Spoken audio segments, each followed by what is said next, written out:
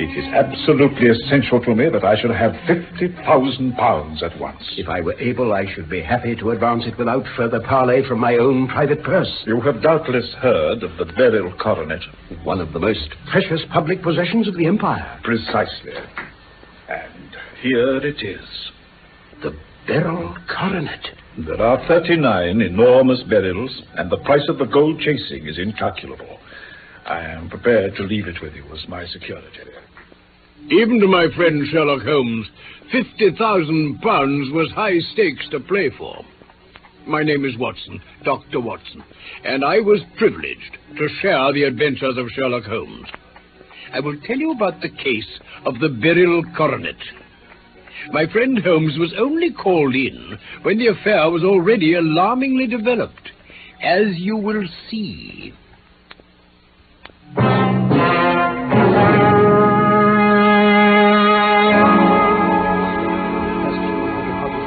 Funds to restore a credit balance to your account. I remain your obedient servant, etc., etc., etc. Now, Miss Parker, is that all? Yes, Mr. Holder. Very well. Please attend to those letters at once. That'll be all. Thanks, sir. Excuse me, sir. Yes, Roberts, what is it? A gentleman wishes to see you, sir. By appointment? Well, no, sir. Well, then I'm afraid that This is his card, sir. Now, really, Roberts, you know very well that I... This is his card? Why, yes, sir. Well, then show him in at once. Immediately, Roberts. Well, make haste, man. At once, sir. If you would kindly step this way, your Mr. Holder... Yes, very good, Roberts, thank you. Your Grace, may I be allowed to say how deeply honored we are to... Not at all, Mr. Holder. I must apologize for the abruptness of this call without an appointment. Pray say no more, sir. Will your Grace be seated? Thank you. With your permission, sir, I will state my business. It is absolutely essential to me that I should have £50,000 at once. For how long, may I ask, your Grace, do you want this sum? Next Monday, I have a large sum due to me. I shall then repay what you advance, together with any interest. But it is essential to me that the money should be paid at once. If I were able, I should be happy to advance it without further parley from my own private purse. On the other hand, if I am to do it in the name of the firm, then in justice to my partner, I must respectfully insist that, even in your case, every business-like precaution should be taken. I should much prefer to have it so. Mr. Holder, you have doubtless heard of the Beryl Coronet. One of the most precious public possessions of the Empire. Precisely. And here it is. The Beryl Coronet. There are 39 enormous beryls, and the price of the gold chasing is incalculable. The lowest estimate would put the worth of the coronet at double the sum I have asked. I am prepared to leave it with you as my security. Well, really, your Grace, I don't... You doubt its value? Oh, not at all. I only doubt the that... propriety of my leaving it? You may set your mind at rest about that. I should not dream of doing so, were it not absolutely certain that I should be able to reclaim it in 4 days. Now, sir, is the security sufficient? Ample. You understand that I am giving you a strong proof of the confidence which I have formed upon all that I have heard of you. I rely upon you not only to be discreet and to refrain from all gossip, but above all, to preserve the coronet with every possible precaution. Of course. I need not say that a great public scandal would be caused if any harm were to befall it. Your Grace may rest completely assured. And now permit me to call my cashier and arrange for £50,000 in notes to be paid at once. That will be all for tonight, Lucy. You may go to bed now. Thank you, sir. Good night, sir. But what I can't understand, Father, is why you should have brought the coronet home with you. Surely the bank would have been the safest place. Bankers' safes have been forced before now. Do let us see the coronet, Uncle Alex. No, Mary, not even for you, my dear. Oh, Uncle, please. Well, perhaps just a peep on Monday, when I take it with me for the last time. I hope to goodness the house won't be burgled before then, that's all. Where have you put it? In my dressing room. In the bureau under lock and key. Oh, no. Don't you remember? When I was a youngster, I used to open that bureau with the key of the box-room cupboard. Then I hope you can keep a secret for a day or two. Oh, me, I'm quite tired tonight. I think I shall be off to my bed. I, too. Good night, Uncle dear. Good night, Arthur. You turning in? Yes, soon. Good night, Mary. Good night. Father? Yes, Arthur. Could I have a word? Well, what is it? Look here, Dad. Can you let me have £200? 200? Well, you've been very generous in money matters. Far too generous. Well, can you once more? No, I can't. But I must have it, or I'll never be able to show my face inside the club again. And a very good thing, too. Yes, I know what you feel, but you wouldn't have me leave it as honoured man. I've warned you I don't know how many times not to squander your money on cards and the turf. You know I've tried. You run into dangerous company with men like Burnwell and those. Their habits are expensive, but their purses are long. They can stand it, but you can't. You've never liked Sir George, but he's been a true friend to me. Well, we differ there. As for the rest, I'll break with them, I promise I will. But Burnwell will draw you back. No, Arthur, this is the third demand this month, remember. But it'll mean disgrace. I must have that money, Father. Then you must find it as best you can. Not another farthing from me. And now, good night. Why, Mary. Taking the night air, child? No, Uncle. I just thought I'd see to the windows myself tonight. Extra precautions, you know. How thoughtful, my dear. You saved me a task. Tell me, Uncle, did you give Lucy leave to go out tonight? Oh, certainly not. Well, she came in just now by the back door. Perhaps she's only been to the side gate to see someone. Still, I think it should be stopped. It's hardly safe. Quite right. You must speak to her in the morning. Now, are you sure everything is fastened? Quite sure, Uncle. Then good night, my dear. Good night.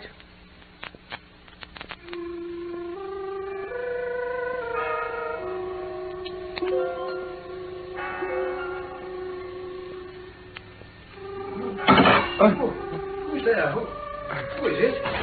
Who? Oh, what are you doing with that coronet? Father, So you've come to this. No. Give it me here. Oh, no. It's broken. Listen, Father. Tell me this instant where this missing corner is, and the 3 barrels from it. There can't be any missing. There are, and you know it, because you've stolen them. Stolen? Yes, you thief. Must I call you a liar as well? When I caught you now, you were trying to wrench off another piece. This is the last straw. You've called me names enough. I shall leave your house in the morning and make my own way in the world after this.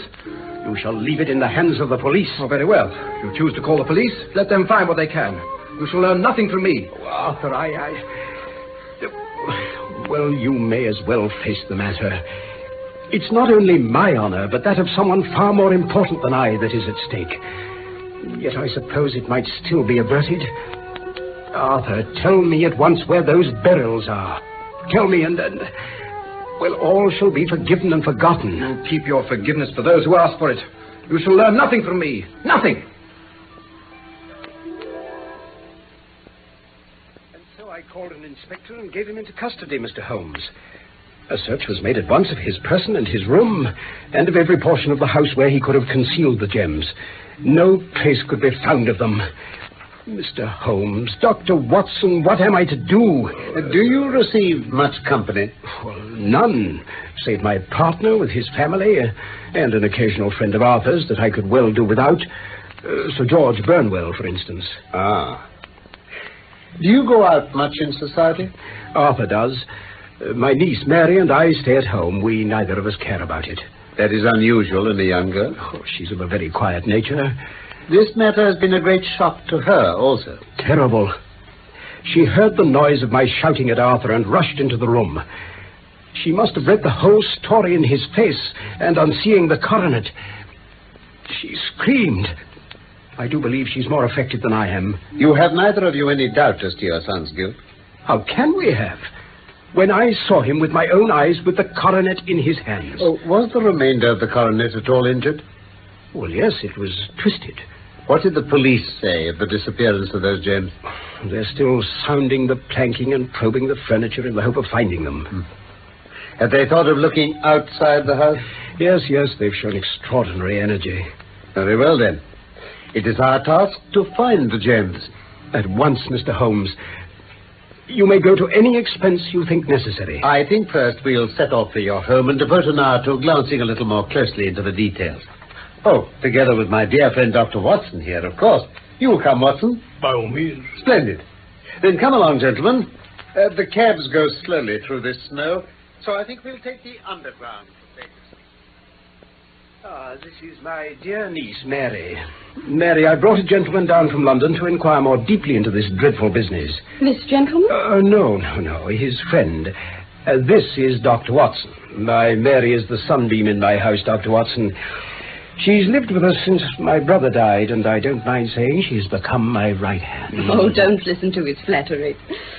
But where is this other gentleman? Mr. Sherlock Holmes. He wished us to leave him alone. I think he's round in the stable lane. The stable lane? What can he hope to find there? Here he comes. My niece, Mary, Mr. Holmes. How do you do, Miss Felder? Might I ask you a question or two? Why, yes, if it may help to clear this horrible affair up.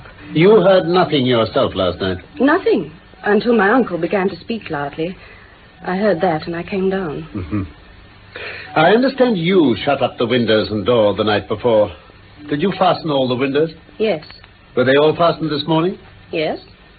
Now, about your maid, Lucy Parr. The second waiting maid. She's only been in my service a few months. She came with an excellent character, though, and she's always given me satisfaction. The only drawback is... Yes? Well, she's a very pretty girl, and her admirers occasionally hang about the place. Oh, yes. I believe, Miss Holder, that you remarked to your uncle last night that she had been out to see someone. Yes, her sweetheart, I supposed. She came into the drawing room while my uncle was telling us about the coronet. He stopped speaking till she'd gone, of course. But she might not have closed the door after her. You infer that she may have overheard something, that later she went out and told her sweetheart about it? And that the two may have planned the robbery.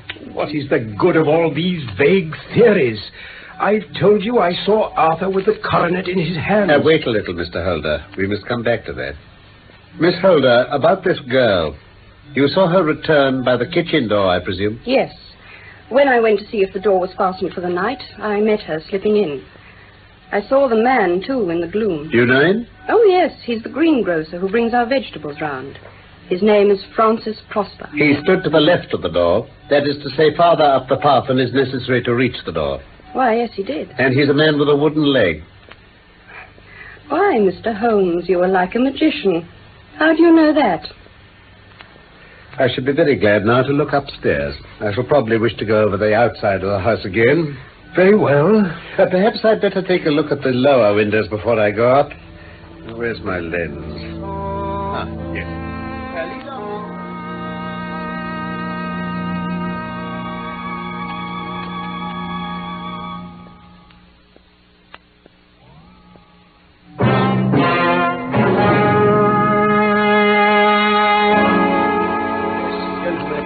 Dressing room, and there is the bureau. Mm-hmm.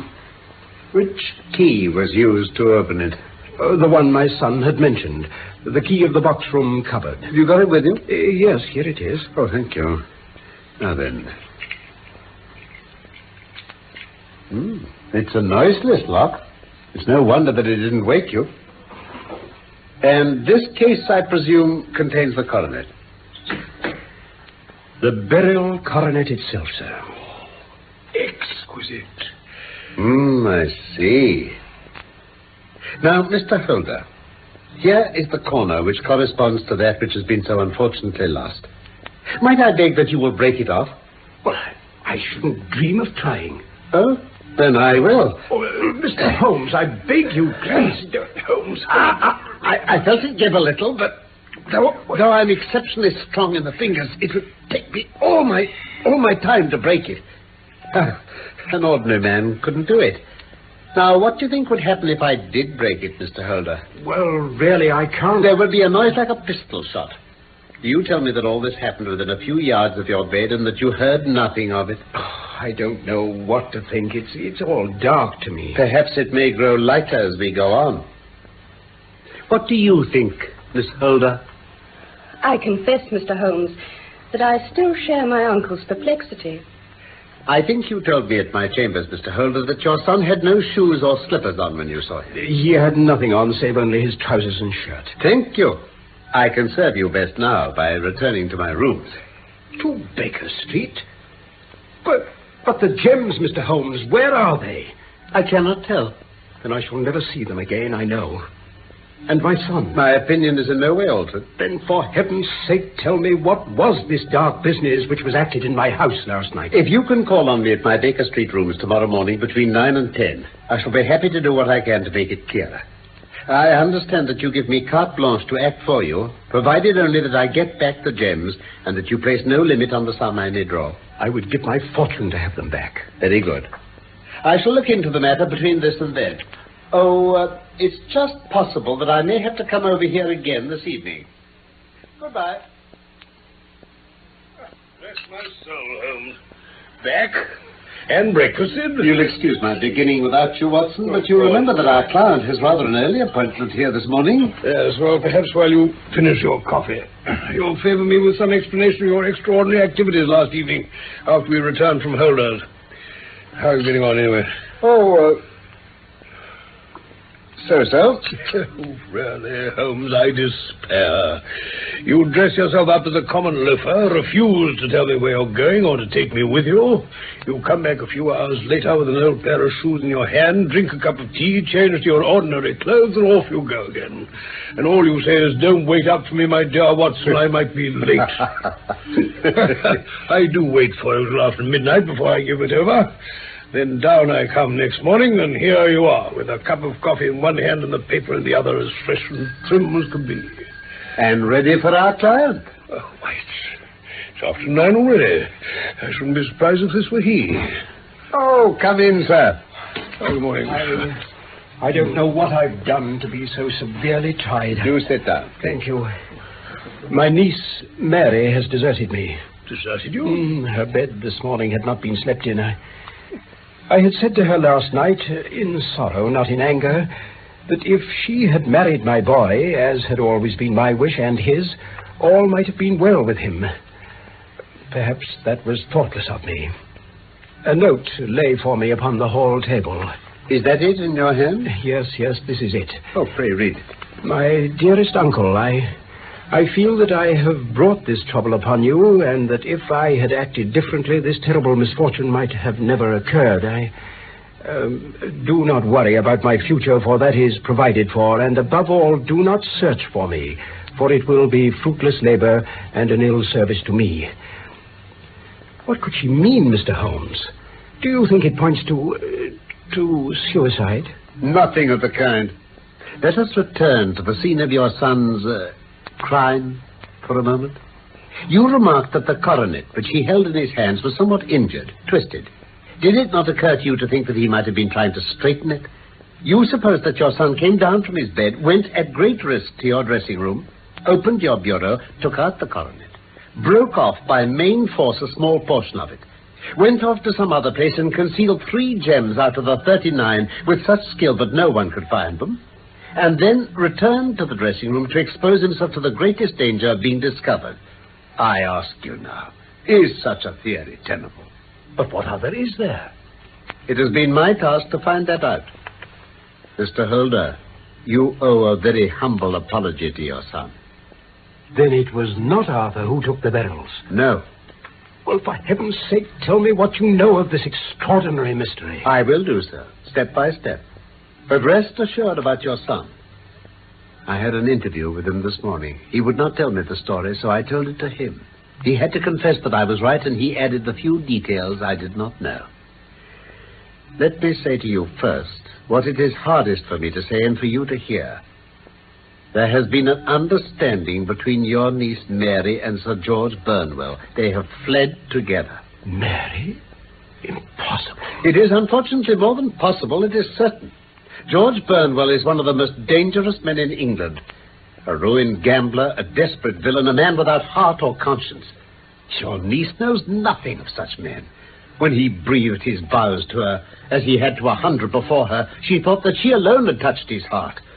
The devil only knows what he said, but at last she became his tool. I I will not believe it. Your niece was in the habit of seeing Burnwell nearly every evening. The other night, when you thought she had gone to her room, she talked to him through the window which leads into the stable lane. She told him of the coronet. She had scarcely time to hear his instructions when she saw you coming. She closed the window and told you about the maid's escapade with her wooden-legged sweetheart, which was all perfectly true. This is all incredible to me. Dr. Watson, what do you say? Pray let Holmes continue, Mr. Holder. Thank you, Watson. Arthur slept badly after his interview with you. In the night he heard sounds, looked out of his door, and was astonished to see his cousin emerge stealthily from your dressing room carrying the coronet. She went straight downstairs and to the window. He was horrified to see her pass the coronet out to someone waiting there, and then hurry back to her room. Is it possible? Only then did he realize what was afoot. He rushed down in his bare feet, opened the window, sprang out into the snow, and ran down the lane. He caught up with the dark figure ahead. It was Burnwell. They struggled. They tugged at the coronet between them. Suddenly something snapped. Your son, finding the coronet in his hands, rushed back to the house. He ascended to your room and had just observed that the coronet had been twisted and was trying to straighten it when you appeared. But he would explain nothing. You roused his anger by calling him names at a moment when he felt he deserved your warmest thanks. Also, he loved Mary more perhaps than you realized. He could not explain the true state of affairs without betraying her. On the spur of the moment, he decided to preserve her secret. And that was why she shrieked when she saw the coronet. What a blind fool I've been. But, Holmes, how could you know these things before my son's confession? When I arrived at your house, I knew that no snow had fallen since the night before, and also that there'd been a strong frost to preserve impressions. In the stable lane, I found a very long and complex story written in the snow in front of me. There was a double line of tracks of a booted man. I saw to my delight that a second double line belonged to a man with naked feet, obviously your son. The first had walked both ways, but the other had run swiftly. His tread was marked in places over the depressions of the boot, so it was obvious that he'd passed after the other. I followed them back and found that they led to the hall window. With all that you had told me, I was beginning to form an opinion as to what had occurred. Remarkable. Yet how could you know who the man was and who it was who had brought him the coronet? Ah. It's an old maxim of mine that when you have excluded the impossible, whatever remains, however improbable, must be the truth. Now I knew that it was not you who had brought the coronet down, so there only remained your niece and the maids. Yes, but if it were the maids, why should your son keep silent afterwards? There was excellent reason, though, for him to keep his cousin's secret, because of the disgrace it could have brought to your name. When I remembered that you had seen her at that window and that she had cried out on seeing the coronet later, my conjecture became a certainty. Then her confederate? A lover, evidently. For who else could outweigh the love and gratitude she must feel to you? I knew that your circle of friends was very limited, but among them was Sir George Burnwell. I knew of his reputation with women, and even though he knew that Arthur had discovered him, he could still feel safe. The lad could not say a word against him without compromising his own family. So what did you do next? I went in the guise of a loafer to Burnwell's house. I managed to pick an acquaintance with his valet, and at the expense of 6 shillings, I made all sure by buying a pair of his master's cast-off shoes.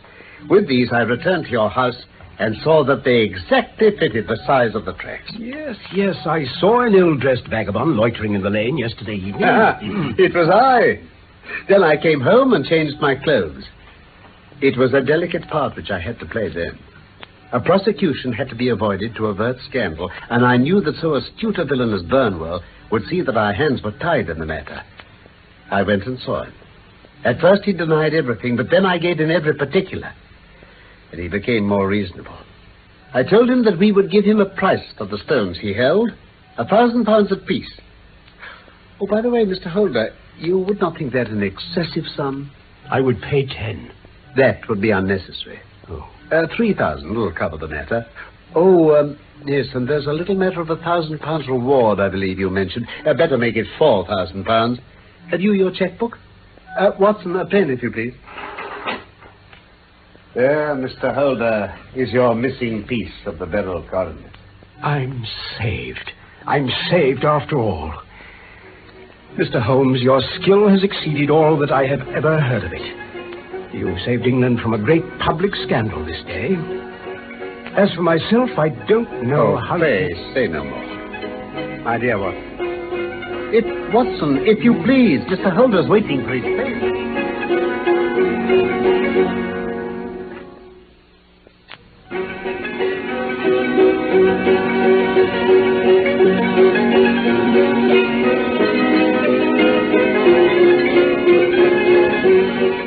The Case of the Beryl Coronet was one of the Sherlock Holmes stories by Sir Arthur Conan Doyle.